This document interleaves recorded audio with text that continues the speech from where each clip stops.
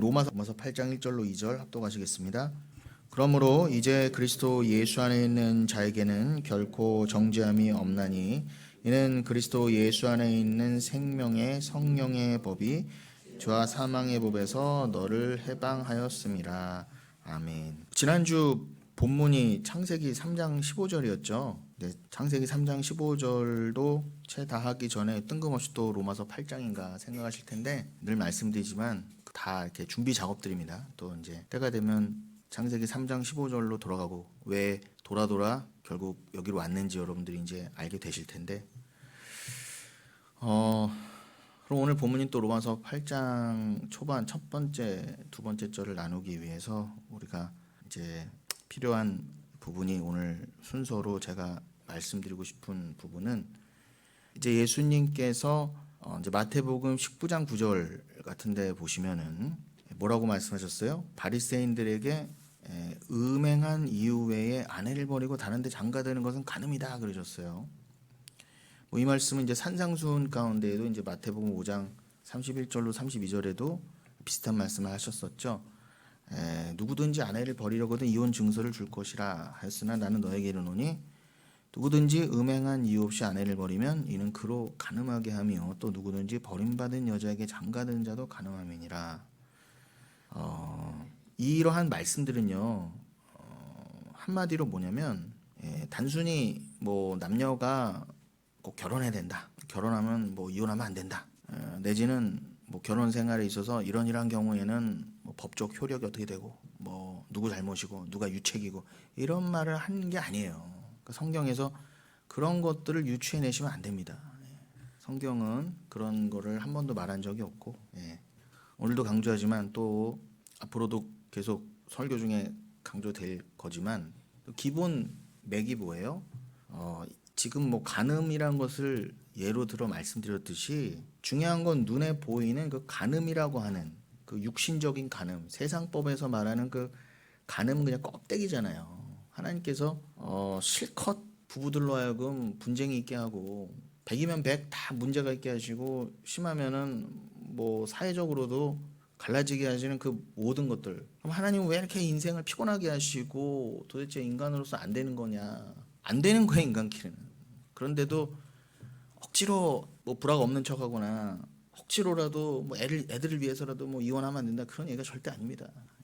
그건 다 껍데기잖아요. 껍데기. 현상이란 말입니다. 그리고 그 껍데기와 현상은 아랫물이라고도 해요. 성경의 표현으로는. 그런 것들 주신 이유가 있어요. 근데 그런 것들 주신 이유가 모든 말씀이 그렇지만 이 간음에 관한 말씀도 단순히 뭐 이혼하지 말아라, 내지는 뭐 말씀드린 대로 일일이 뭔가 법적 조항, 우리가 살아가는 데서 필요한 어떤 기준, 내지는 뭐 강령, 내지는 처세수를 말씀해 주신 게 아닙니다.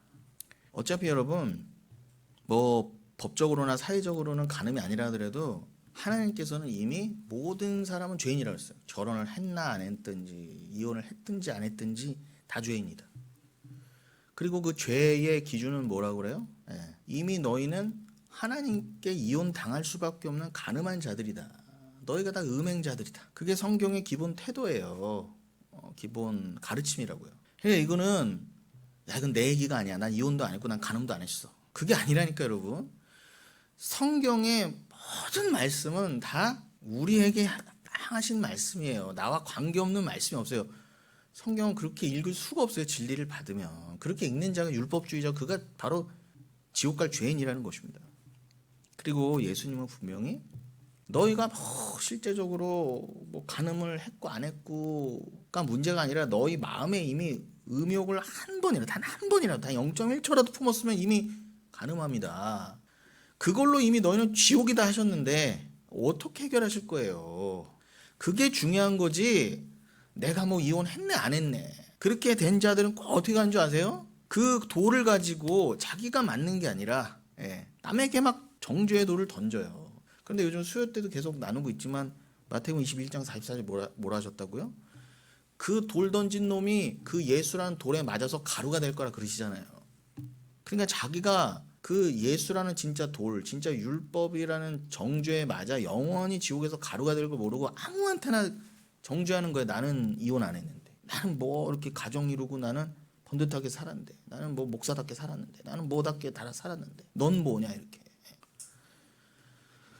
진리가 들어오면요, 남을 정죄하고 싶은 마음도 없어져요, 진짜로요. 예. 일단 내가 못났고, 내가 주님 앞에 죄인이고, 남의 인생 뭐 이러쿵저러쿵 할 관심도 기운도 없어질 뿐더러 모든 것이 합력하여 선이고, 하나님이 이 모든 것이 실수 없이 하나님의 작정 안에서 이게 누구는 이혼하고 누구는 안 하고 착착착착착착 돼갖고 이루실 바를 이루시고, 그걸 위해서 한치 오자도 없이 너는 이혼한 자로 살아, 넌 이혼 안 한 자로 살아, 너는 뭐 심지어 뭐 어떤 직급이고 어떠한 사람인데도 넌 이렇게 살아야 돼 하면 살 수밖에 없어요. 그리고 오늘도 강조드리겠지만, 그렇게 해서 네가 죄인임을 알고 너의 죄가 진짜 죄요, 내가 하나님 앞에 하나님인 척하고 자기 부인 안 된 것, 이 말씀을 껍데기로만 받았던 게 진짜 죄인이구나를 알 수만 있다면, 너에게 허락된 그 모든 상황은 너에게 복이야. 하나님이 너 같은 교만한 자를 죄인으로 드러내시려고 이 세상 죄, 세상에서 손가락질 받는 죄도 사용하시고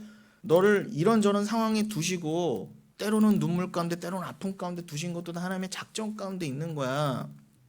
그러나 그 가운데서도 하나님이 일하실 반 일하시고 반드시 구원하실 자는 구원하시고, 어떠한 처절한 상황이 있다 하더라도 예수 믿을 자는 꼭 믿어를 보여주시기 위해서라도 누군가는, 천국 갈 사람도 누군가는 남에게 다 손가락질 받는, 아니 심지어 고린도전서 4장 그러잖아요. 사도 바울도 마치 내가 저기 세상 끄트머리에 있는 것 같은 느낌을 받았잖아요. 그 끄트머리는 페립시에마라고 되어 있습니다. 그건 음식 찌꺼기라는 뜻이에요. 찌꺼기 그냥 버리는 거. 저기 끝 뭐라고, 페립시에마. 예.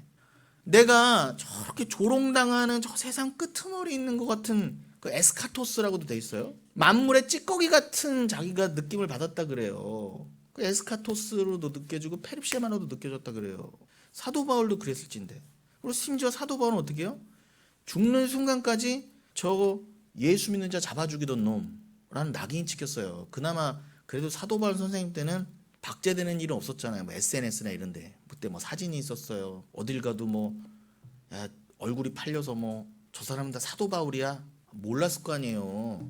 사진도 없고 뭐도 없으니까 그나마 나았죠. 그렇지만 어쨌거나 가는 곳마다 내가 바울입니다 하면은 나는 살인자라고 하는 그게 정죄감이 늘 있었단 말이에요. 그러니까 하나님 왜 그런 정죄감을, 그렇게 죽을 것 같은 정죄감도 허락하셨다고요?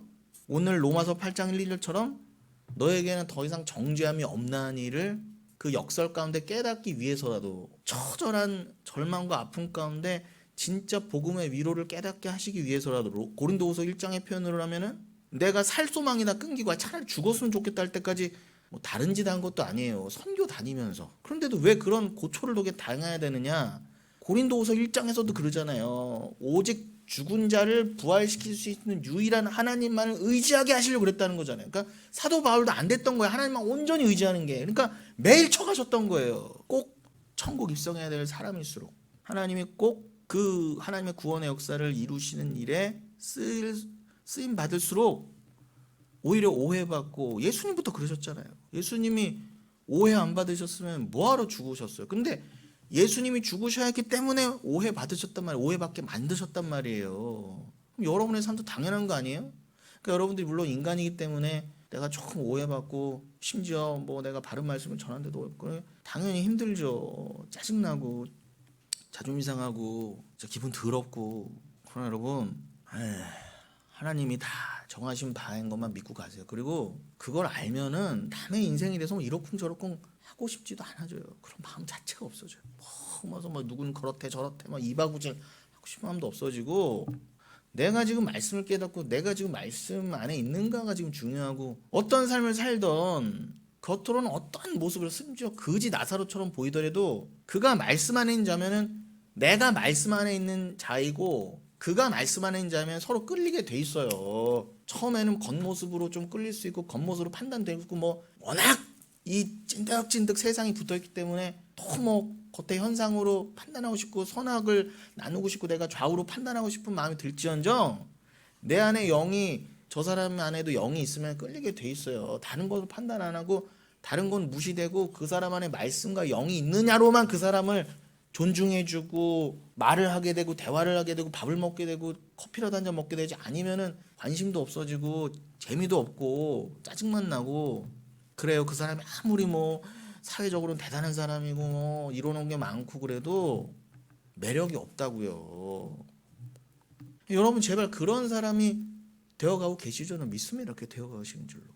근데 그거는 세상에서는 인정될 수 없는 모습이고 가르치지도 않는 관계예요. 심지어 교회에서도 그런 관계를 안 가르치는데 이건 죽었다 깨나도 안 되는 거 아닙니까 진짜? 근데 여러분들 어떻게 복음을 받아들이고 내가 그렇게 지어져 가도 그렇게 살아가도 괜찮습니다. 아멘으로 어떻게 여러분은 살아가시냐고요. 심지어 수시로 내 옛사람과 육이 드러나서 수시로 아우 이렇게 살기 싫어 하는 마음이 하루에 100번도 더 드는데도 주가 하시는 바라는 거예요. 그러니까 여러분 간음이라는 것도 잘 판단하셔야 돼요. 누가 누굴 욕해요. 다 창녀고 세리고 다 주님 앞에서는 죄인인 것을. 여러분 이 주님의 이 바리새인들에게 음행한 이후에 아내를 버리지 마라. 장가드는 것은 간음이라 말씀하신 건 한마디로 뭘 강조하신 거라고요? 이미 한 몸이 된 것이 둘로 갈라지는 일은 절대 있을 수 없다는 걸 강조하신 거예요. 한마디로 간음도 영적인 거니까 궁극적인 게. 그럼 결혼과 이혼도 궁극적인 게 그리스도와 나, 하나님과 나, 말씀과 나의 관계잖아요. 그러니 나는 묵식 가운데 그 말씀과 그리스도와 하나님과 연합되어 있다면서요. 말 그대로 결혼했다면서요. 근데 이 땅에서는 실컷 하나님을 버리고 하나님 모르는 채 이미 간음한 상태로 태어나 버리는 거예요. 그것도 하나님이 정하셨다는 거예요. 왜요? 너의 진짜 남편인지 누군지를 알고 절절하게 그 사람을 깨달아서 그 남편만 꼭 붙들어서 다시 영원으로 완성되라고. 그러니 야 너희끼리는 뭐 이혼한다고 그러고 뭐 말도 안 되는 걸로 이혼한다고 그러고 너무 유대인조차도 막 이혼을 밥 먹듯이 하니까 모세가 이혼 증서를 써줄 수밖에 없고 야 유대인도 그 수준이었으면 말해 뭐 하겠습니까? 근데 뭐 그렇게 유대인이 대단하다고. 대단하긴 하죠. 똑똑하고 돈도 잘 벌고 맨날 뭐 노벨상도 받고. 그러나 그걸로 천국 가는 거 아닙니다 여러분. 근데 여러분들도 수시로 떨어지잖아요. 아 이스라엘 유대인 뭐 대단한 거라고. 분명히 천국은 구원은 유대인이어서 가는 게 아니라고 알면서도 또 유대인 사대주의로 빠져요. 그래도 이스라엘 한번 갔다 가야지 뭐 이렇게 되고. 여러분 다시요. 간음이 왜 강조됐어요? 이미 한 몸이 둘로 갈라지는 일은 없다. 로마서 7장의 표현을 하면 율법이란 남편이 이미 죽은 남편이에요. 뭐 이혼 정도가 아니라 이미 죽어버린 남편이라니까요. 나에게 생명과 씨와 말씀을 줄 수 없는, 진리를 줄 수 없는 그 남편. 그 남편하고 어차피 영원히 살 수 없었어요.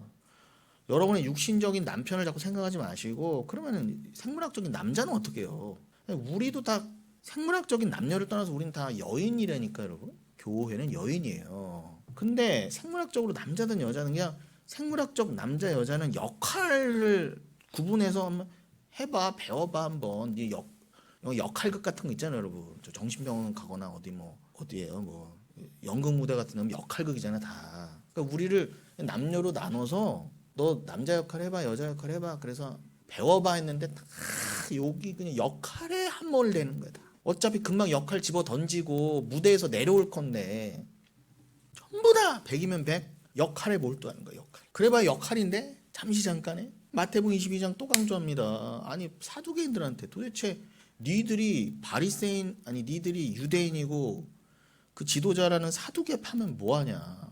니들이 말씀을 맨날 읽는다 그러고 100번 1000번 읽고 가르친다고 하면서 도대체 말씀을 어떻게 읽었길래 부활이 없다 그러고 뭐 남편이 7이었는데 부인이 1명이면 나중에 부활하면 이 여자는 누구 남편이고 이따위 소리나 하고 니들이 성경도 모르고 그 부활의 능력 하나님의 능력도 모르는다. 거기선 더 이상 남녀로 나뉘고 결혼할 일도 없고 그런데 도대체 왜 니들은 여기서 함몰돼서 결혼 한 해 만에 이런 오늘날 교회까지도 잘못된 교회까지도 그 난리를 치고 있느냐. 그러니까 여러분 이것만 기억하세요. 한 몸이 갈라지면 죽어요. 예수님이 우리와 결혼해서 우리의 신랑이 되셨다는 건 하나님이신 예수님이 어디까지 낮아지신 거예요? 내가 너희랑 갈라지면 나도 그냥 죽어버릴게까지 가버리신 거예요. 완벽하신 그분이 뭐하러 여러분을 신부 삼아 난도 이해를 못하겠어요 진짜로. 근데 복음이 그렇다는 걸, 믿음이 그렇게 믿어지는 걸. 그러니까 내가 너랑 갈라지면은 영생이 아니야로 정하시고 너한테 절대로 이혼 증서 안 써줄 거야 예요. 그게 말씀이라 복음이라고요. 그게 이혼하지 마의 진짜 뜻인 거예요. 그러니까 이혼하지 마는 우리가 뭐 결혼했으면 이혼하지 말아야지 억지로라도 살아야지 뭐 나는 끝까지 결혼 생활 지켰어요 뭐 이게 아니라니까 여러분. 그렇다고 이혼하시라는 얘기도 아니고 그럴 만한 사정이 있겠죠. 그냥 두세요. 예. 그렇게 관심들이 많아서 자기네나 잘하지. 그리스도와 교회는요 여러분 서로 그런 존재라는 거예요. 떨어지면 안 되는. 그렇다고 여러분 오해하시면 안 돼요. 예수님이 죽으실 수도 있는 존재가 그런 말이잖아요. 또 이렇게 얘기하면 또 오해하려면 오해하세요. 어쩔 수 없어요. 근데 말씀을 제대로 들은 자는 그리스도가 하나님이신데 어떻게 죽으실 수가 있어? 우리가 생각하는 그런 죽음을 죽으실 수가 있어? 그러나 얼마나 우리를 사랑하시면 우리 없이는 안 된다는 것을 그냥 이렇게 천명하시고 영원의 약속으로까지 두셨는가? 여러분 지금 제가 마태복음 19장이라는 거를 말씀드리면서 오늘 설교를 시작했잖아요. 그럼 여러분들 제가 뭐 평소에도 말씀드렸고 여러분들도 복습해서 벌써 아셨겠지만 이 말씀은 마태복음 18장에서의 맥락 최소한 마태복음 18장에서의 맥락부터 봐야 돼요. 최소한 마태복음 전체로 보는 게 맞지만 최소한 19장을 이해하려면 최소한 18장부터 봐야 되는데 그럼 18장이 무슨 얘기부터 시작해요? 뭐 누가 나와요? 누가 등장시켜요? 예수님께서 어린아이 파이디온 어린아이부터. 그러니까 어린아이와 이 가늠과 이혼 이런 얘기들이 다 밀접하게 관련되어 있는 거예요. 다 따로따로 분리되어 있는 게 아니라는 겁니다. 말씀. 즉 어린아이 같이 작은 자로 오신 그 예수님의 그 십자가 은혜 용서의 은혜로 이 맥락이 흐르고 있다는 것을 여러분들이 절대 잊으시면 안 돼요. 특별히 제가 요 3일 전 설교 그 수요 설교 때 이제 돌아오는 수요일에 그 말씀이 설교가 영상으로 올라가겠지만 어쨌든 날짜적으로는 3일 전 설교 때 제가 본문을 마태복음 18장 1절로 20절을 잡았어요. 그럼 마태복음 18장 1절이 뭘로 시작해요? 어떤 말씀으로요? 제자들이 시건방지게 예수님 앞에서 천국에서는 누가 크니까 이게 크기 비교 세상의 가치관으로 예수님께 묻는 장면이 나와요. 자 그거를 일단은 머릿속에 두시란 말이에요. 천국에서는 누가 크니까 그러니까 예수님이 어린아이를 데려와라 부터 해서 쭉 가서 그게 마태복음 19장에 뭐 결혼과 간음 뭐 이런 이혼 얘기로 이어지는 거예요. 그러면서 또 요 큰 덩어리의 말씀이 또 어린아이로 끝나요. 19장에. 그러니까 요 간음, 결혼, 이혼 얘기는 쉽게 말하면 어린아이와 어린아이의 사이에 든 샌드위치 구조란 말이에요. 자, 그래서 예수님께서 이 바리새인이 음행한 이후에 아내를 버리고 다른 데 장가드는 것에 대해서 바리새인이 질문했을 때 어디서부터 설명하시느냐? 예수님께서 그래서 창세기에서부터 설명하십니다. 마태복음 19장 4절로 6절에 19장 4절 6절 이렇게 되어 있습니다. 예수께서 대답하여 이르시되 사람을 지으신 이가 본래 그들을 남자와 여자로 지으시고 말씀하시기를 그러므로 사람이 그 부모를 떠나서 아내에게 합하여 그 둘이 한 몸이 될지니라 하신 것을 읽어보지 못하였느냐. 그런즉 이제 둘이 아니요 한 몸이니 그러므로 하나님이 짝지어 주신 것을 사람이 나누지 못할지니라 하시니. 그래서 나오죠. 한 몸.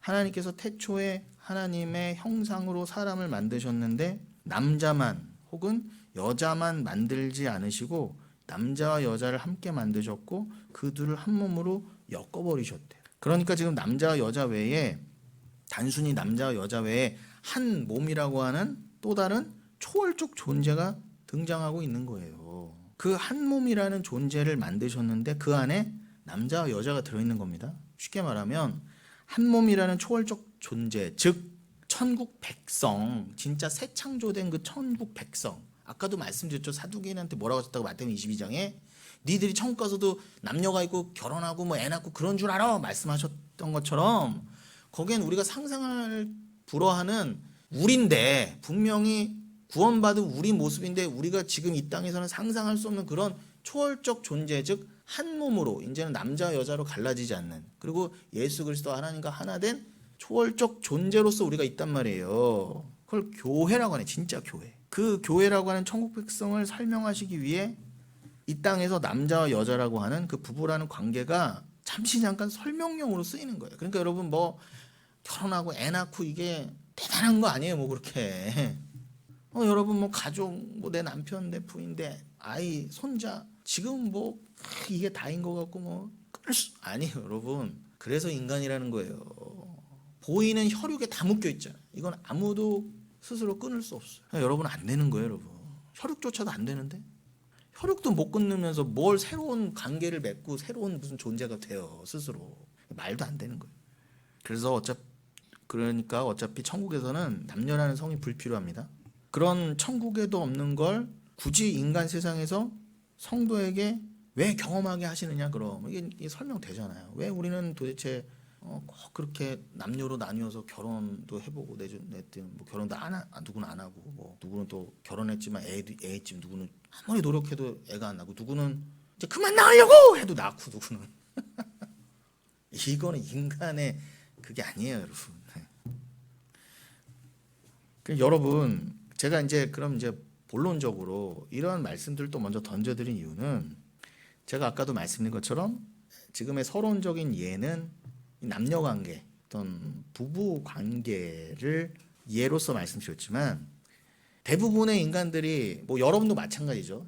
말씀을 안다고 하는 지금도 그렇고, 여러분 태어났을 때부터 항상 묶이게 돼 있어요, 인간은. 그게 죄성이라는 거. 어쩔 수 없이 보이는 거에 창념하고, 보이는 관계에 묶이고, 그거를 그냥 보이는 현상대로, 즉 피조물의 수준으로 받는다 그래요, 그거를. 그런 인간들이 이 말씀을 어떻게 받을까? 이 말씀 당연히 껍데기로 봐요. 그냥 문자로 피조물 수준으로 볼 수밖에 없다니까. 주님이 눈을 안 열어주시면 그건 당연한 거예요, 여러분.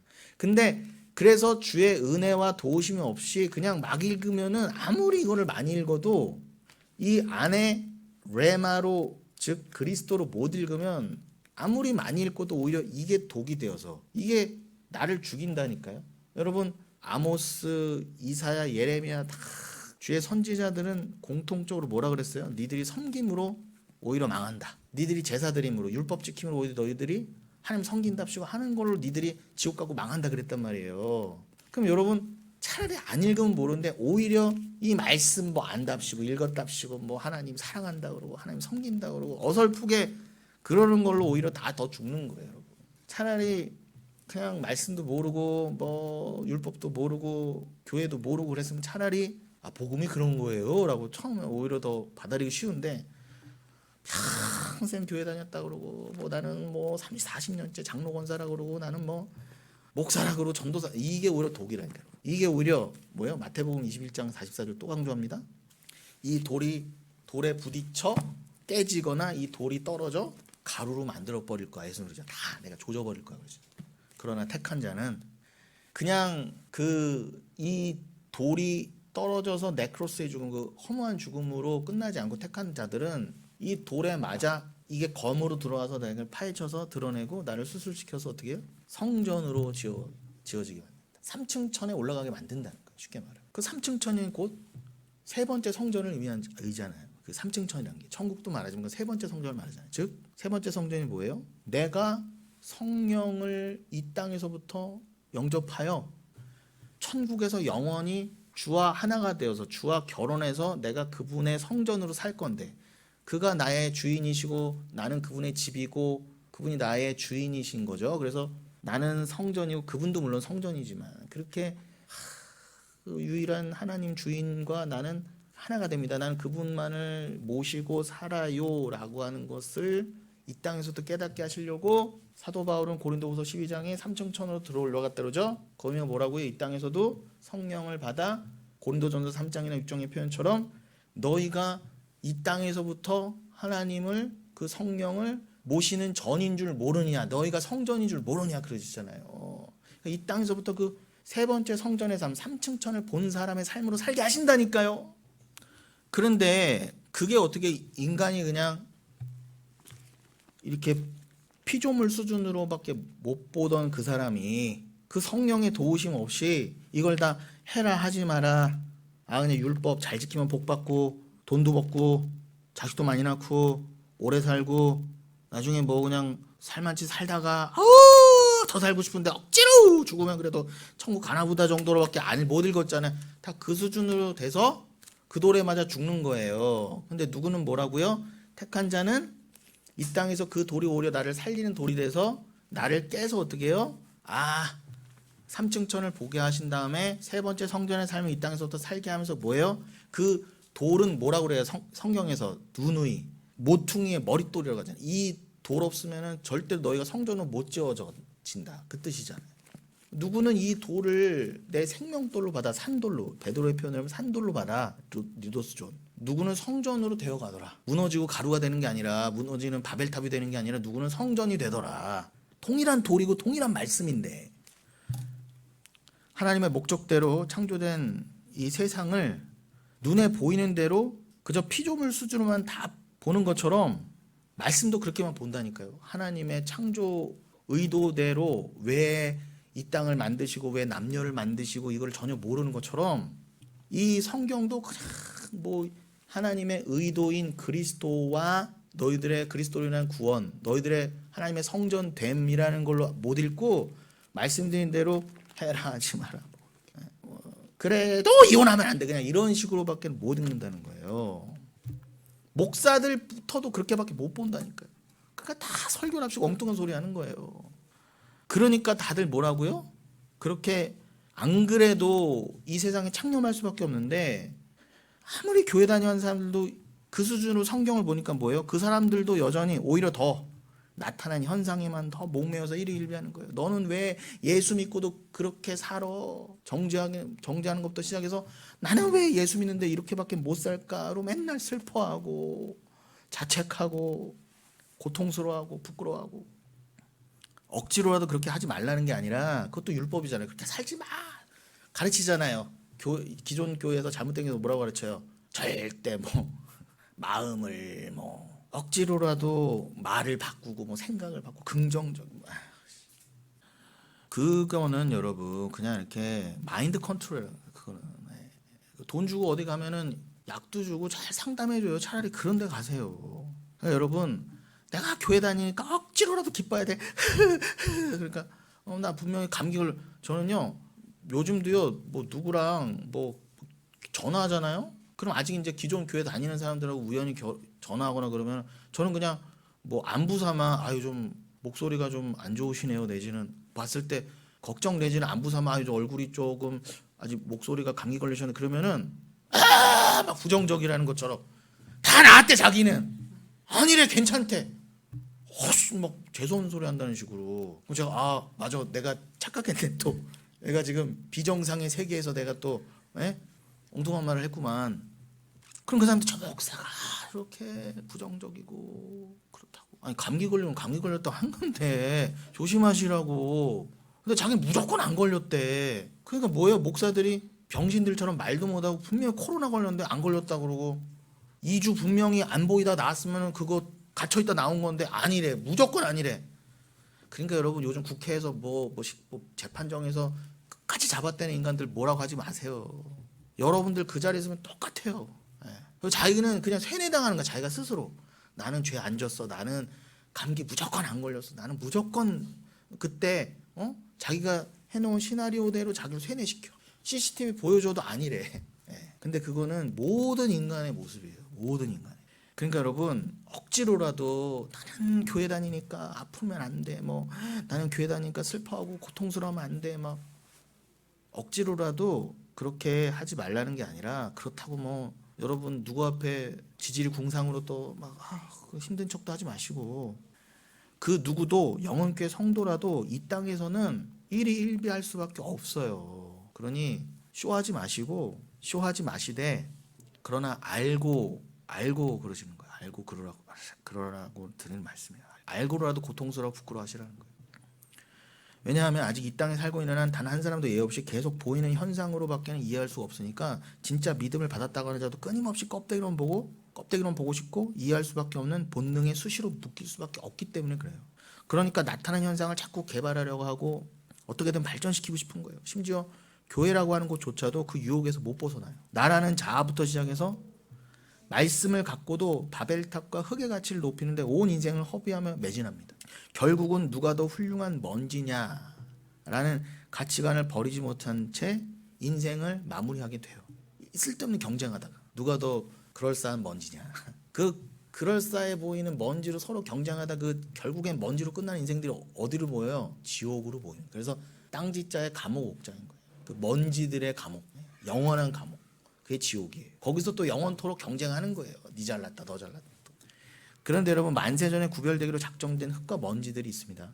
그들도 똑같이 말씀을 받지만 율법의 껍데기, 즉 율법주의로 받지 않고 그 율법 안에 숨겨진 은혜로 말씀을 받아요. 그들은 그 말씀 속에서 내가 먼지구나로, 죄인이구나로 폭로되는 거를 당연하게 깨달아요. 이 말씀이 나를 이렇게 드러내는구나, 죄인으로. 그 말씀의 용도와 율법의 역할을 안다니까요. 그래서 어떻게 해요? 내가 피조물이었네. 내가 진짜 죄인이었네. 내가 하나님이 척했네. 그러니까 이 세상에서 겪는 눈에 보이는 모든 상황과 사건이 결국 나라고 하는 존재를 철저하게 존재라고도 할 수 없는 먼지로 그냥 드러내고 분해시켜 버리는 거예요. 혼과 영과 및 관절과 골수까지 발골하고 드러내서 말입니다. 그거를 무슨 죽음이라 한다고요? 오늘도 강조합니다. 그걸 따나토스의 죽음이라고 그래요. 구약의 표현으로는 무트의 죽음이죠. 그래서 네가 정령 죽으리라. 무트 타무트죠. 이 히브리어 무트는요, 여러분 히브리어의 그 알파벳이 22개잖아요. 알레프부터 타우까지. 그런데 이 13번째 알파벳, 13번째 글자가 mem이거든. 멤. 이 멤과 22번째 마지막 글자인 이 타우의 조합이 바로 무트예요. 무트의 죽음의 무트. 그러니까 mem은 제가 저번에도 설명했지만 이 mem은 물을 뜻하는 마임에서 왔다 그랬죠. 즉 mem이라고 하는 문자의 가장 근본적 의미를 따질 때 물을 빼놓을 수가 없어요. 그러니 따나토스의 죽음을 뜻하는 무트의 죽음은 한마디로 뭐예요? 물의 완성. 물의 완성. 진리의 완성. 그 샤마임이 무슨 뜻이라고요? 거기에 진리의 그물이 있다. 바로. 즉 하늘이란 뜻이에요. 물의 완성은 곧 하늘의 완성, 말씀의 완성, 부활의 완성, 진리의 완성이 되는 것입니다. 그게 하늘이 되었다. 내지는 하늘나라 갔다. 천국 간다. 승천했다의 진짜 뜻인 거예요. 한마디로 말씀이 전부이고 나는 아무것도 아니구나. 자기 부인이죠. 그걸 자기 부인의 죽음, 선한 죽음, 의의 죽음, 주님께서 유일하게 선으로 인정하신 죽음, 내가 죽어낼 수 없는 죽음, 십자가의 그 죽음, 그래서 예수님이 대신 죽으신 그 죽음, 따나토스의 죽음, 무트의 죽음, 부활로 이어지는 죽음이란 말이에요. 이 자기 부인 외에는 성경에서 말한 적이 없어요. 말씀, 곧 그리스도만이, 그리고 그리스도의 그 나라만이 실체고 진리이고 진짜이고, 나라고 하는 이 인간, 그리고 나라고 하는 이 죄인들이 만들어낸 이 세상은 다 공허구나, 다 무너질 것들이구나, 다 먼지 싸움이었구나. 다 켜켜이. 여러분, 왜 그렇게 이 세상에 먼지가 많을까요? 저는요 진짜 아침마다 옷을 털고 뭐 해도요 구석에 또 먼지가 쌓이고, 아니 오늘 우리 교회도 보는데 도대체 여기에 거미줄이 왜 쳐져 있는가, 막 말도 안 되는 곳에 거미줄이 막 저기도. 그래서 왜 그렇게 만드셨을까 하나님이? 여기는 금세 먼지가 또 켜켜이 쌓이고 거미줄이 쳐지고, 여기는 그냥 먼지 그 자체라는 거예요. 여러분, 너는 먼지야, 한마디로. 그러니까 이게 진정한 절대 절망이에요. 처절한 절망의 자리로 떨어지는 과정입니다. 진정한 그리스도인이라면 누구나 겪게 되는, 또 겪어야 되는 과정인 거예요. 그렇게 완벽한 절망이 되어 내 옛 하늘과 옛 땅이 완전히 무너져 버려야, 율법 아래에서 내가 완전히 무너져 내려야, 그때 비로소 뭐가 일을 하기 시작해요? 은혜가 그때서야 비로소 일을 하기 시작한다. 말씀이 일을 하는 그 시점은 언제부터? 내가 완전히 무너져 내릴 때부터, 자기 부인의 그때부터. 여러분, 이게 바로 종교개혁의 근본 교리인 완전 타락인 거예요. 오늘이 11월 9일인데 지지난주 이 10월 26일이 종교개혁 주간이었잖아요. 주간의 시작이었잖아요. 그리고 10월 31일이 무슨 날? 할로윈데이가 아니고 종교개혁. 그럼 지난 26일은 뭐였어요? 1909년 10월 26일 이토 히로부미가 2등 방문이 있고, 그로부터 정확히 70년 후에 타카키 마사오라고 하는 박정희가 1979년 10월 26일에 죽은 그날이 아니라 그날은 종교개혁 주간의 시작. 10월 1일은 할로윈이 아니라 종교개혁 날이었다. 최근 뉴스를 보니까 여러분, 11월 4일 뉴스에 신문에 이런 게 떴더라고요. 교황청이 가톨릭 신자에게 성모 마리아를 공동 구세주로 부르지 말아야 한다는 지침을 내렸다 그래요. 그러면서 뭐라 그러냐. 기독교 내부에서 성모 마리아가 세상을 구원한 예수를 도왔는지를 두고 수백 년간 논쟁이 이어왔는데 교황청의 새 교령으로 마침표를 찍게 된 것이다 라고 이거를 대문짝만하게 됐어요. 여러분 이게 이제서야 신문에 이렇게 낼 일이에요? 그럼 뭐예요? 지금까지 가톨릭은 성모 마리아를 뭐로 여겼다는 거예요? 계속 공동 구세주로, 예수와 동급으로. 근데 자기들 안에서도 이게 모순이 있고 막 오해가 있고 이건 아니지 않느냐 뭐. 그러니까 계속 맞다 틀리다. 마리아도 공동 구세주다 아니다 뭐 이렇게 하다가 이제서야 교황청이 공식으로 로만 가톨릭 교황청이 바티칸 교황청에서 정식으로 뭐라고요? 성모 마리아는 공동 구세주가 아니다. 그거 다 오해됐다는 거잖아요. 그러니까 마리아를 다 구세주로 믿은 게 맞아요. 그들은요. 그래서 틀렸다는 거예요. 가톨릭은요. 뭐 그것만 틀렸나요? 그런데 여러분 이거를 논쟁하다가 이제서야 이거를 도장 찍어 줄 일이에요, 여러분? 그러니까 종교개혁이 일어나지 않을 수가 없었던 거예요. 아무리 마리아고 마리아 할머니건 인간은 말씀드렸잖아요. 역할에 불과해요. 그죠? 아니 누가복음 1장이 분명히 그러잖아요. 마리아가 주님 뜻대로 하옵소서 예수님께서 완성하실 그 기도를 마리아도 성령으로 드릴 수밖에 없게 되었어요. 처녀가 애를 낳아요. 난리 나는 거예요. 누가 믿어요 그걸요. 당장 돌 맞아 죽지. 그런데 어떻게 해요? 그런 오해와 어떠한 부끄러움과 수치를 당하더라도 기노마이 주께서 그렇게 만드시면 제가 인정하겠습니다. 인정한다는 게 아니라 뭐예요? 그냥 순종하겠습니다. 그 순종도 내가 할 수 없습니다. 내 육은 내 옛사람은 그걸 분명히 부정하고 싶고 죽고 싶지 않고 돌 맞고 싶지 않은 그 삶인데 그걸 아시는 주님께서 날 긍휼히 여기셔서 주님 뜻대로 잘 이루어져 갈 수 있도록 주님께 온전히 맡길게요. 그냥 주님이 해주세요. 그냥 그 기도한 거예요. 그러니까 여러분 지금 강조해드린 대로 인간의 완전 타락. 그러니까 인간은 내가 완벽한 먼지입니다를 알아야 비로소 은혜가 시작되고 구원이 시작되는 것인데 그래서 종교개혁 1번 가치가 뭐라고요? 토탈 디프레비티. 완벽한 타락인 거예요. 뭐 부분 타락 없어요. 부분 타락 말하는 건 무조건 이단이에요, 여러분. 뭐 기독교에서 어떤 교단은 좀 완전 타락을 말하지만 어떤 교단은 부분 타락을 말하는데 다 인정할 수 있는 건 다 말도 안 되는 거예요. 지금에서야 교황청이 뭐 공동구세주가 마리아는 아니다라고 했다고 하지만 거의 그 수준인 거예요, 여러분. 기독교 안에서 완전 타락이니 부분 타락이니 뭐 주님의 전적인 예정이니 뭐 자유의지니 이런 거 논쟁하는 것 자체가 무슨 수준이라고요? 가톨릭에서 마리아가 예수님과 공동 구세주냐 아니냐 따지는 그런 수준에 불과하다고요. 여러분 은혜가 뭐예요? 은혜가 뭡니까? 뭐라고 배우셨죠? 받을 자격도 없고 갚을 능력도 없는 자에게 아무런 대가 없이 마음의 영구히 그냥 쑤셔 박아주는 것이 바로 은혜예요. 나는 아무것도 한 게 없는데 심지어 원하지도 않았어. 그리고 언제 주세요도 뭐 정할 수도 없어. 그냥 주가 정하신 때 확 들어오는 게 은혜란 말이에요. 그거를 또 개혁신앙의 근본 교리는 그걸 뭐라고 그래? 그래서 irresistible grace. 저항할 수 없는 은혜예요. 그게 바로. 이거는 뭐 교단, 뭐 장로교만 합동측만 할 수 있는 게 뭐 루터파만 하는 게 아니라 원래 종교계에서 시된 모든 개신교가 따라야 될 거라고요. 인간이 받고 안 받고 받더라도 그 때와 시기를 내가 정할 수 있으면 그건 은혜가 아니에요. 좀 돌아가는 거지만 우리가 확인해야 될 말씀이 있어요. 시간이 걸려도 상관없습니다. 사도행전 1장 6절로 7절에 보시면 이렇게 돼 있어요. 잘 들으세요. 사도행전 1장 6절로 7절에 이게 예수님 부활하신 후에 승천하시기 전 40일 동안에 계실 때 하셨던 말씀이에요. 자, 사도행전 1장 6절로 7절 그들이 모였을 때에 예수께 여쭈어 이르되 주께서 이스라엘 나라를 회복하심이 이때니까 하니 이르시되 때와 시기는 아버지께서 자기의 권한에 두셨으니 너희가 알 바 아니요 그러셨어요. 알 바 아니다. 이 때와 시기가 뭐라고요? 크로노스에 카이로스 되었어요. 이게 뭐 때와 시기보다 때 또는 시기라고도 읽으신 게 더 맞을 수도 있어요. 아무튼 크로노스든 카이로스든 그건 너희가 기노스코 알 바가 아니다 그러세요. 너희가 알 바가 아니다. 그건 하나님의 무조건 하나님 아버지의 권한이다. 이건 뭐 개혁신앙 종교개혁 따지기 이전에 하나님의 절대 주권이잖아요. 이게 맞다니까요, 여러분. 근데 제가 이 말씀을 왜 강조했다고요?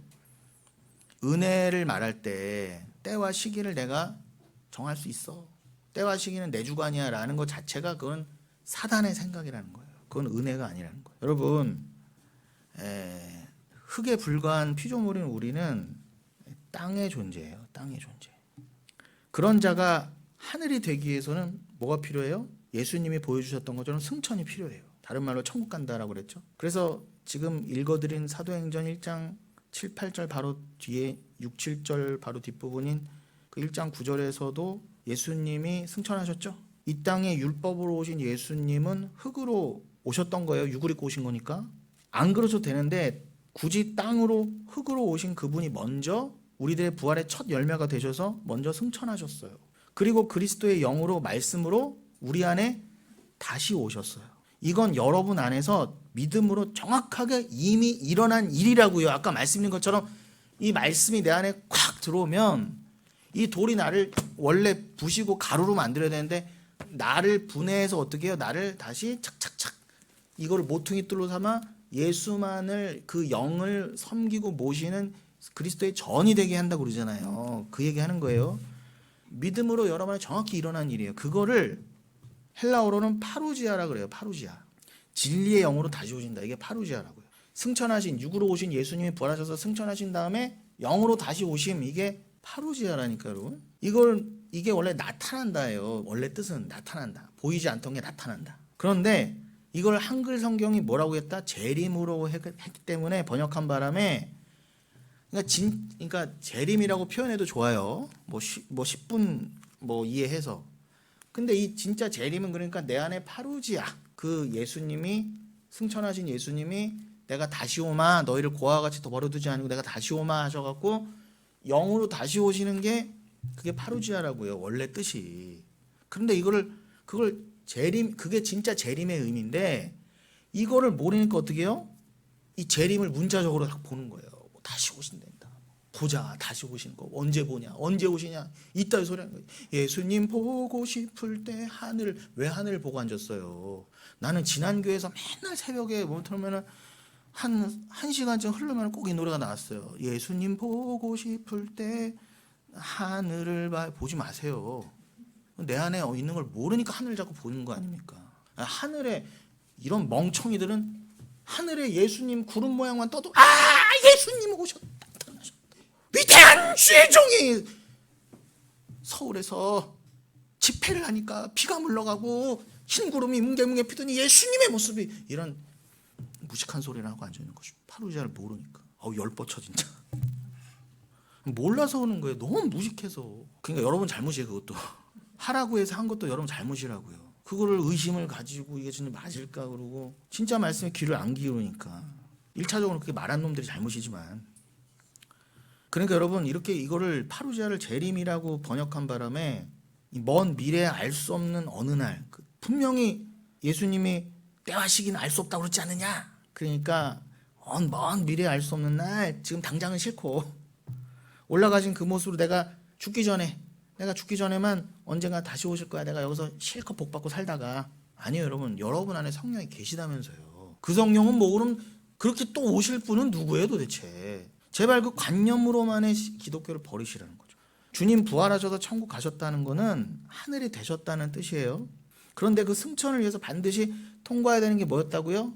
예수님이 테텔레스타이 하고 난 다 이뤘다 그랬죠. 그게 무슨 뜻이에요? 그게 아까 설명드린 무트의 죽음, 타나토스의 죽음 아닙니까? 그 자기 부인의 죽음을 통과하고 나서 비로소 그가 하늘이 되신 거예요. 그리고 그리스도의 영으로 파루지아, 밝히 감추인 것을 나타내신 거라고요. 감추인 게 나타나다가 파루지아라는 뜻이니까. 그게 바로 흙과 먼지로 이 땅을 출발한 성도의 인생이라고 하는 것입니다. 그 대표로 주님이 그렇게 보여주시고 살아내신 거예요.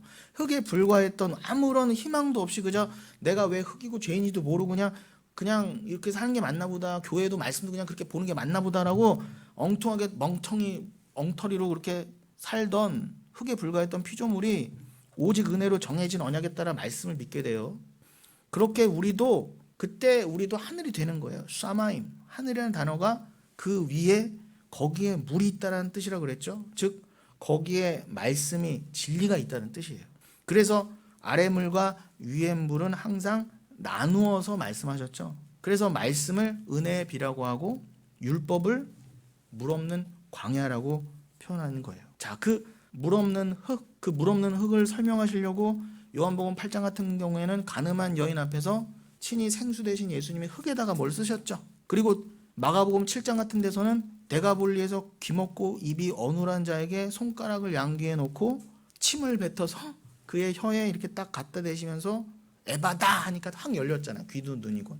그럼 그것도 흙과 먼지에 불과한 인간에게 생수신 예수님이 직접 이렇게 찾아오신 거잖아요. 다 그런 상징이 있는 거예요. 은혜를 받는 것의 상징이라는 거죠. 그리고 그 예수님께서 친히 우리에게 직접 그렇게 오시려고 먼저 흙과 먼지의 인생으로 오신 다음에 야 테텔레스타이 딱 죽으심으로써 니들이 성도라면 나와 동일한 삶을 살아야 돼라고 보여주고 가신 거라고요. 그래서 너희들도 나와 같은 그 십자가의 길을 따라서 하늘이 되는 거야. 쏴마임이 되는 거야. 그럼 너희들이 물을 받아야지. 너희들은 원래 흙이고 광야고 먼지고 그냥 사막인데 그걸 보여주려고 우리는 특별히 어떻게 해요? 다시 강조합니다. 우리가 가늠한 여인이야. 우리가 가늠한 자. 그러니까 가늠한 여인 앞에서 예수님이 그 흙먼지에다가 뭘 쓰시고 그런 거예요. 에바다 하시고. 그러니까 우리가 하늘이 되기 위해서는 당연히 그 예수님 진리의 말씀이신 그 물이 필요해요. 그 말씀은 하나님께서 이미 그래서 예수님이 그렇게 사마리아 여인한테도 휘도로 받아라 생수 먹어라 그러신 거예요. 아니 물은 자기가 지금 무물물을 떠먹어야 받아야 되는 주제 역설 아닙니까? 이 무물물 말고 이 내가 주는 물이 진짜 물이다. 이걸 누가 이해해요 도대체? 그 말씀은 하나님께서 이미 온 세상 가운데 담아두셨어요. 피조물 전체는 이 우주 만물 전체는 진리를 설명하기 위해 존재한단 말이에요. 그러나 대부분의 인간들 그 먼지들은 그 계시를 전혀 모르고 감춰져 있으니까 전혀 모르고 말씀을 피조물 수준의 것으로 받아요. 물리적으로 흐르는 이 크로노스의 시간 속에서 그저 야 낙엽 보니 가을 왔네. 그죠? 올해는 어떻게 좀 단풍이 좀 예쁘게 들려나 단풍 구경 가자 수준인 거예요. 다 100이면 100. 단풍 구경이 무조건 나쁘다는 얘기가 아닙니다, 여러분. 가세요. 근데 알고 가시라는 거예요. 그런데 거기에 그냥 갇혀버리면 그 크로노스의 시간은 아무 의미 없는 시간이에요. 아무리 뭐 어디에 좋은 데를 가고 좋은 뭐 세상에 제일 예쁜 단풍을 봤어도 아무리 비싸고 근사한 곳으로 단풍을 가도 뭐 거기가 내장산이거든 화담숲. 그러나 여러분 내장산 화담숲 한번 못 가봐도 그 크로노스의 시간이 의미가 있게 된 사람이 분명히 있으니 그에게는 그 시간은 카이로스의 시간인 거예요. 성경에 나오는 그 때가 참에 그 때가 바로 카이로스죠. 이 세상에 크로노스의 시간에 살면서 그 크로노스로 묵시의 카이로스 그 영원히 깨달아지게 되면 그를 뭐라고 부른다? 그를 하나님이 왕이라 칭해 주시는 거예요. 뭐 대단하게 이 땅에서 부동산 많이 얻고 뭐 권력을 많이 얻어서 소유해서 왕이 되는 게 아니라 크로노스를 살면서 카이로스를 깨닫고 소유하게 된 사람 하나님이 소유하게 만들어 주신 사람이 이미 이 땅에서 영원을 살게 된 사람을 왕이라 칭해 주시는 거라니까 여러분. 그러나 대부분의 인간들은 보이는 수준의 것으로 말씀을 받는다 그랬죠. 세상을 그렇게만 보는 것처럼 성경도 그렇게만 봐요. 그러니까 나타난 현상에만 목매어서 아까 말씀드린 것처럼 그냥 보이는 나 그죠? 예. 교회 다니고도 나는 예수 믿는데 왜 이것밖에 안 주세요? 내가 더 열심히 하고 더 헌신봉사하고 더 바치고 그랬는데 왜 나만 이따위 소리를 하는 거예요. 아유, 진짜 독한 말 나올 뻔했습니다. 참아야지. 여러분 그렇게 아직 이 땅에 나는 이 나라고 하는 존재는 말씀을 깨달았다고는 하지만 이건 여러분들도 크게 다르잖아요. 말씀을 깨달아왔다는 나도 여전히 선악을 판단하려는 그 스스로 내가 선악의 주체의 자리에 쓰고 싶어하는 그 탐심에 에피띠미아에 늘 노출돼요. 유혹된다니까요. 그러니까 고린도 교회에 섰다 하나 넘어질 줄로 늘 경계하라고 그러신 거잖아요. 그러니 대부분의 비진리의 인생들은요. 이 세상을 오직 보이는 현상으로만 껍데기로만 볼 수밖에 없으니까 묶일 수밖에 없는 거예요. 그러니까 자꾸 그죠? 예. 그러니까 여러분들이 제가 이렇게 자꾸 강조하는 것처럼 어디에도 이제 가치를 두고 매진해야 된다는 거죠. 진짜 기독교인이라면.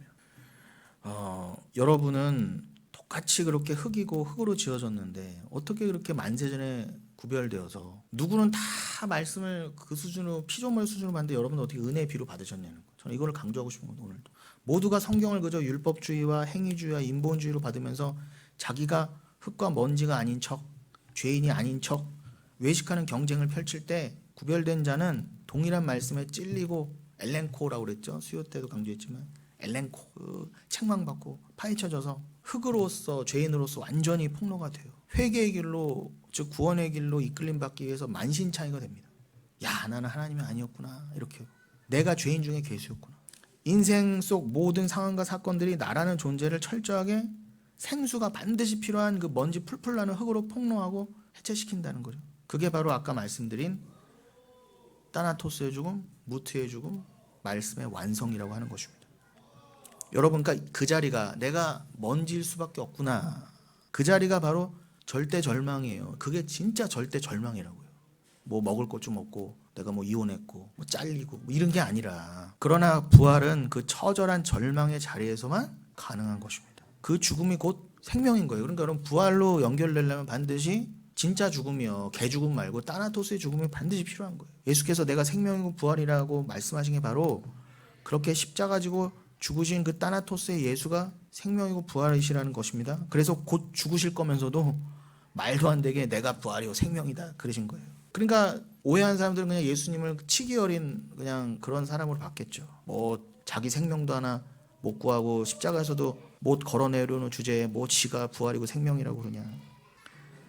그때 그 예수 그리스도를 가리켜 당신이 하나님의 아들이시고 곧 하나님이십니다. 당신께서 나에게 은혜를 붓지 않으시면 나는 영원히 먼지일 수밖에 없습니다를 고백하는 자를 뭐라고 한다고요? 승천한 자, 하늘이 된 자. 이미 이 땅에서 하늘이 된 자.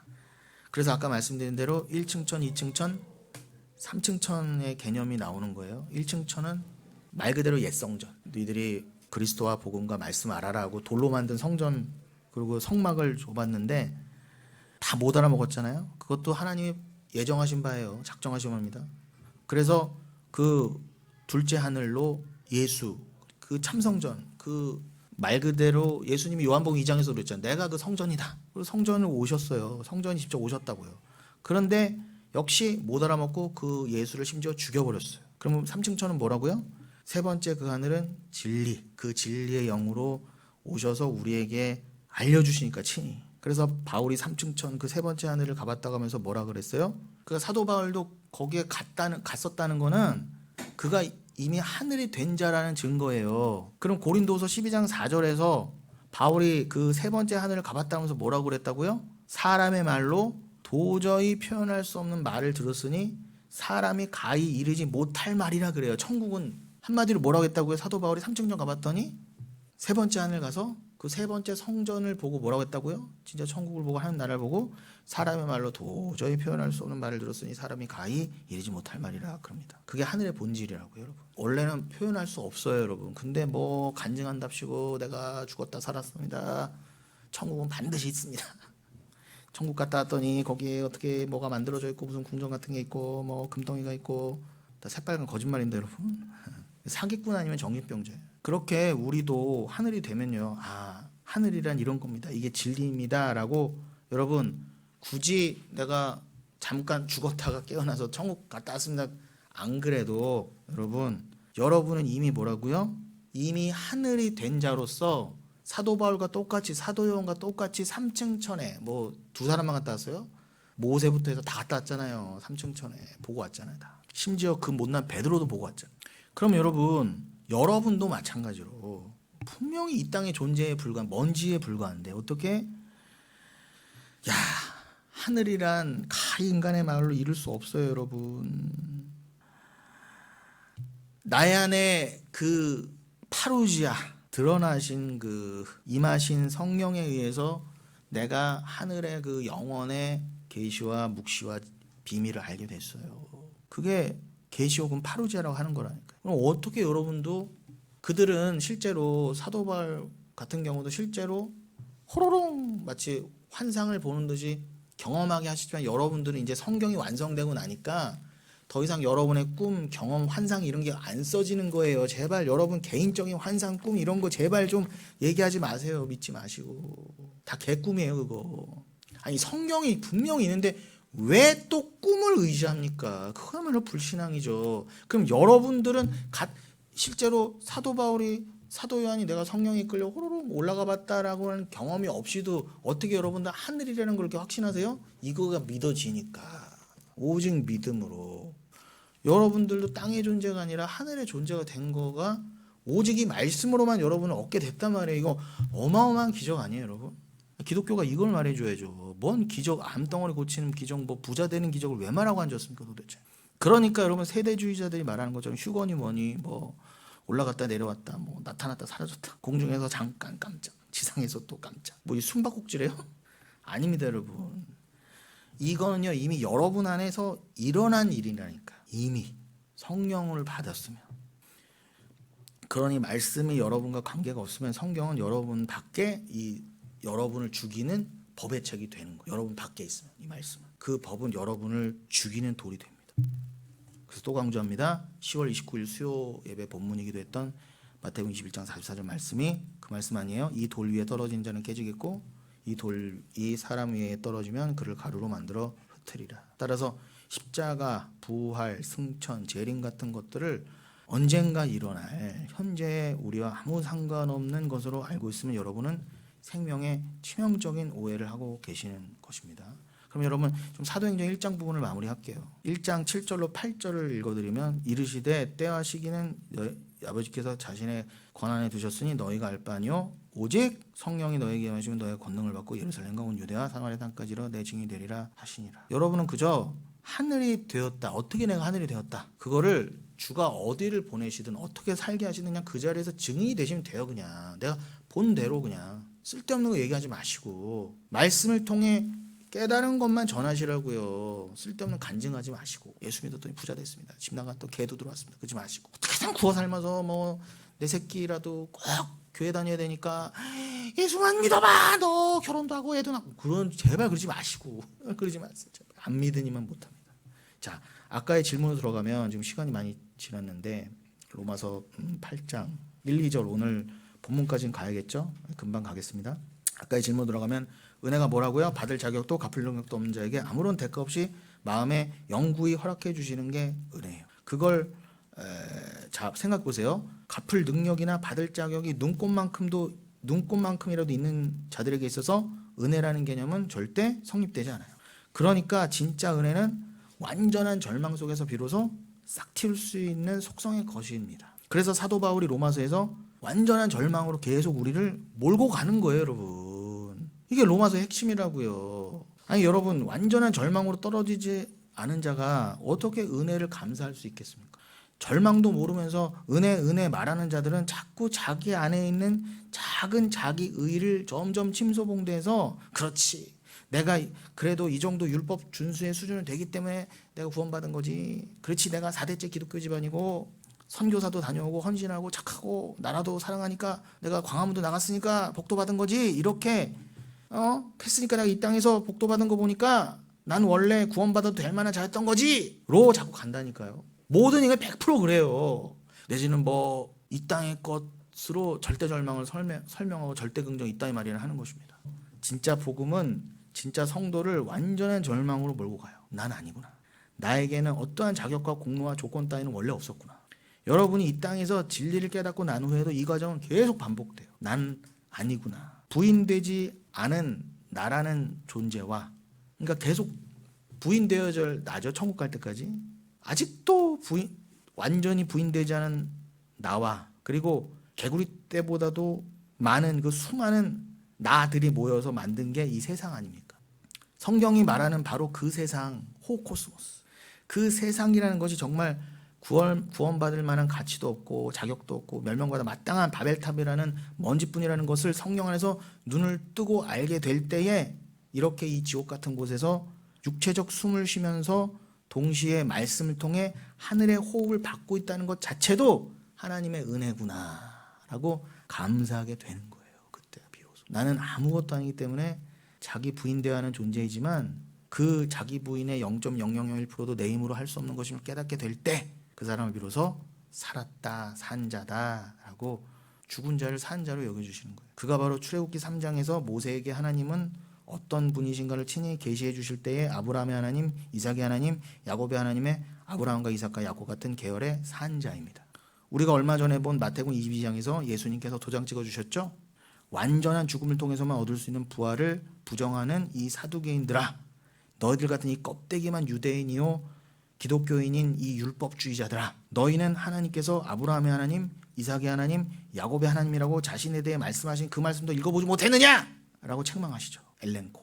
하나님은 죽은 자의 하나님이 아니요 살아있는 자의 하나님이시니라. 유대교도, 그러니까 유대교도 가짜 기독교도 여러분 출애굽기 3장 6절이나 마태복음 22장 32절 아브라함의 야곱의 하나님, 이삭의 하나님, 야곱의 하나님을 모를 리가 없잖아요. 그러나 수십 번 수백 번 읽으면 뭐하냐 말이에요. 주님 안에서 진짜 산자가 누구인지를 모르는데, 그러니까 여러분 절망이 곧 은혜이고 사망이 곧 부활인 것입니다. 그 절망을 모르는 이가 어떻게 은혜를 알아요. 그러니 절망이 은혜입니다. 절대 절망. 그 절망 한번 안 해본 사람이 내 죄에 대해 애통해 눈물 흘리며 정말 처절하게 울어보지 않은 사람이, 한번 안 해본 사람이 무슨 은혜와 진리를 논합니까? 다 입 바른 말이지. 다 착하게 사세요, 복 받으세요, 당신은 사랑받기 이따위 소리나 하는 거죠. 이게 바로 기독교의 역설이라는 것입니다. 바울이 어떻게 절망하는지 보세요. 자, 우리 이제 다 왔습니다. 로마서 7장 24절 오호라 나는 공고한 사람이로다. 이 사망의 몸에서 누가 나를 건져내라. 이게 로마서 7장의 맨 마지막이잖아요. 우리의 오늘 본문인 로마서 8장 1, 2절의 바로 직전. 그냥 7, 8장으로 보지 마시고 그냥 하나로 연결된 걸로 보셔야 돼요. 절대 절망으로 7장이 끝납니다. 오호라 나는 공고한 사람이로다. 이 사망의 몸에서 누가 나를 건져내랴. 그래 나는 이렇게 완벽하게 하나님 말씀 앞에서 완벽하게 무용한 자구나. 구원에 있어서 나는 어떠한 일도 할 수 없구나. 말씀만이 전부이고 나는 허무 그 자체구나. 이 사망의 몸에서 어떻게 내가 나가? 못 나가는 게 막 맞았네. 누가 나를 도대체 구원해 줄 수가 있어? 없네. 없어. 아무리 찾아봐도 이 세상에는 눈을 씻고 찾아봐도 없어. 돈이 날 구원해? 누가 날 구원해? 가족이 날 구원해? 아무도 없어. 그래서 예수가 오신 거야. 그게 지난주의 표현으로 내가 예수를 낳았다 그런 겁니다. 나 때문에 예수가 이 세상에 오셨으니까. 그런데 그래서 갑자기 로마서 7장 25절로 연결되는 거예요. 우리 주 예수 그리스도로 말미암아 하나님께 감사하리로다. 갑자기 절망하다가 그러니까 급변하는 거예요. 그래서 이때서야 바로 그래서 나와야죠. 그래서 예수가 오셨구나. 그래서 우리 주 예수 그리스도로 말미암아 나는 하나님께 드디어 진정으로 감사드릴 수 있게 되었어. 그런즉 내 자신이 마음으로는 하나님의 법을 육신으로는 죄의 법을 섬기노라. 마음으로는 하나님의 법을 섬긴답시고 열심을 부리는데 내가 이 육신을 갖고 있기 때문에 필연적으로 그걸 곧 죄의 법으로 바꿔내버리는 거예요. 아무리 말씀을 받아도 자꾸 율법으로 읽는 거예요. 그냥 율법주의로 떠두고 정죄하려고 그러고, 아무리 나 오라 공고한 자로입니다 하면 뭐예요? 수시로 떨어지고 오늘 감사합니다 했는데도 또 하나님의 법이 뭔지를 알면서도 육신으로 바꾸어 죄의 법으로 섬기고 있는 나 미쳐버리겠는 거죠. 근데 하나님이 계속 지금 사도 바울의 로마서를 통해 우리를 몰고 가신 것처럼 사도 바울을 비롯해서 우리 다 필연적으로 성도라면 그 길을 가게 돼 있어요. 분명 같은 법이고 같은 계명과 말씀이고 처음에는 분명 그래 이것이 정말 성도다운 삶이지 하는데 자꾸 그게 죄의 법이 되어버린 거예요. 인간이 손만 대면 이렇게 돼버린 거예요. 나는 죄인이기 때문에. 그거에 탄식하시라는 거예요. 나는 말씀을 정말로 제대로 받을 수 없는 존재구나. 그 말씀 그 자체로 받을 수 없는 자이구나. 그러니까 아까 사도 바울이 고린도서 12장 4절에서 12장 6절이죠. 천국에 3층에 딱 갔더니 이건 인간의 말로 도저히 설명할 수도 없고 가히 이룰 수 없는 그 천국 자체를 뭘 내가 받고 전하고 해요. 그냥 안 되는 거예요. 원래 인간은 도저히 받을 수 없어요. 그 말씀을. 그러니까 자꾸 죄의 법으로 섬길 수밖에 없는 거예요. 나는 자꾸 변환시켜요. 내 안에서 스스로. 그러니까 여러분 그냥 예수만 믿으세요. 안 돼요. 깨달아도 안 돼요. 그냥 예수만 의지할 수밖에 없는 존재구나로 계속 여러분 드러나시면 돼요. 겸손해지시면 되고 감사만 하시면 돼요. 할 게 없어요. 여러분 할 수 있는 것도 없고요. 뭐 그렇게 하려고 노력하지 마세요. 근데 이렇게 말했더니 그전 교회에서는 죽으라고 수요일 금요일 주일 나가던 사람들이 그런 자유 주려고 말씀드린 거 아닙니다. 여러분. 네. 그전에 무서워서라도 교회 나갔잖아요. 여러분. 토요일 새벽같이 나가서도 뭐 봉사하고 다 했는데 더는 말 안 하겠습니다. 여러분 우리는 안 돼요. 뭐 받아봐야 죄의 법으로 자꾸 바꾸고 뭐 알았다 하시고 뭐 하면 또 더 퇴보돼 있고 육이 살아있는 한 안 돼요. 그러니 어떻게 해야 돼요? 나에게 감사의 선물을 주시는 예수 그리스도가 반드시 계셔야 되는 거예요. 그래서 오늘 설교 제목이 뭐다? 처절한 절망 속에서의 선물이다. 제가 지은 거예요. 설교 제목. 자 그럼 어떤 선물을 주셨는지 읽고 마치겠습니다. 8장. 오늘 설교 본문이기도 하죠. 8장 1, 2절. 그러므로 이제 그리스도 예수 안에 있는 자에게는 결코 정죄함이 없느니 이는 그리스도 예수 안에 있는 생명의 성령의 법이 죄와 사망의 법에서 너를 해방하였습니다. 예수 그리스도 안에 있는 생명의 성령의 법. 그게 뭐예요? 그 율법이 그리스도 그 진리의 말씀으로 해석이 되면 예수 그리스도 안에 생명의 성령의 법입니다. 그걸로 생명에 이르게 되는 거니까. 그런데 여전히 육신적인 예수에 머물고 예수를 그저 비나이다로 섬기고 율법 그 문자에 머물고 율법주의에 머물면 그게 죄와 사망의 법이에요. 그런데 생명의 성령의 법이 내 안에서 나를 죄와 사망의 법으로부터 해방시켜 버렸다고 그래요. 어떻게 해요? 1절 보시면 예수를 그 율법을 그리스도로 진리로 마음으로 갖고 있게 된 자들에게는 결코 정죄함이 없다고 합니다. 죄를 안 묻는다 그러세요. 카타크리마 안 묻는다. 죄를 물을 수가 없다는 거예요. 묻고 싶어도. 어떻게 그렇게 됐어요? 이 한글 성경을 보면은 답이 없어요. 한글 성경 그 뒤에 이유를 쏙 빼고 번역해 버렸어요. 툭 잘라버려서 뒤를요. 번역 안 했다니까. 원문에 보면 그 한글 성경에 생략된 어구가 이렇게 돼 있습니다. 메 카타 사르카 페리파투신 알라 카타 푸뉴마. 이걸 다 빼먹어 버렸으니까 말씀의 정확한 의미를 모르는 거예요. 이 어구를 직역하면 육신 안에서 살지 않게 된 자들은 이제 육신을 쫓지 않고 영을 따라 영 안에서 사는 것이기 때문에 라는 말이에요. 이게 무슨 말이겠어요? 그래서 정죄하지 않는데요. 요 이유 때문에. 그러니까 요 이유를 잘 알아야 되겠죠. 메카타 사르카 페르파투신 알라카타 푸뉴마. 쉽게 말하면 너희들의 육신은 율법의 종인 너희는 예수 안에서 죽었다 이 말이에요. 이게 진짜 복음 아니에요, 여러분. 그래서 여러분을 정죄할 수 없대요. 아직은 육신으로 살고 있는데 이미 육신이 죽은 자로 여겨주시는 거야. 아니 이거는 원리를 말한 거 여러분. 이미 아직은 살고 있죠. 육신이. 내 실존은 있죠. 아직은 이 죄인된 실존이. 그러나 주님이 그냥 은혜로 덮어버리셨다는 거예요. 더 이상 죄를 안 물으시기로. 그래서 과거 현재 미래의 죄를 다 한 번에 영단번에 십자가로. 그리고 그건 역사적 예수 이후로의 일이 아니라 그건 영원 전에선 십자가잖아요. 영원 전부터 여러분. 이 위대한 복음이 이 로마서 8장 초반에 이게 바로 진짜 결론이고 핵심인 거예요. 그렇구나. 이거를 진짜 은혜로 받게 하시려고 어떻게 우리를 계속 절망으로 몰고 가셨던 거예요. 반대급부잖아요. 정확히. 절망한 만큼 은혜와 감사가 큰 거니까.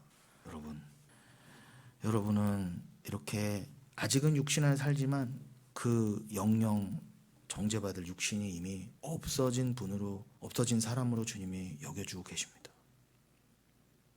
아직 우리의 실존은 분명히 육신 안에 있지만 그 육신을 하나님이 더 이상 안 보시기로 작정하셨다고 합니다. 영 안에서 말씀 안에 있는 나로만 보신다는 거예요. 하나님께서. 그러면 이 하나님이 더 이상 죄를 물 육신이 없는데 율법은 나를 어떻게 종삼을 것이며 이 육신이 없는데 무슨 죄를 물어요? 누구에게 물어요? 그 말씀인 거예요. 이 말씀을 오늘 기억하시고 오늘 이 정도로 마치지만 우리가 다음 시간 복습 겸 또 못나는 얘기를 나누고 나서 말씀드린 맥락으로 쭉 이어가서 창세기 3장 15절을 기점으로 계속 또 다음으로 넘어가도록 하겠습니다.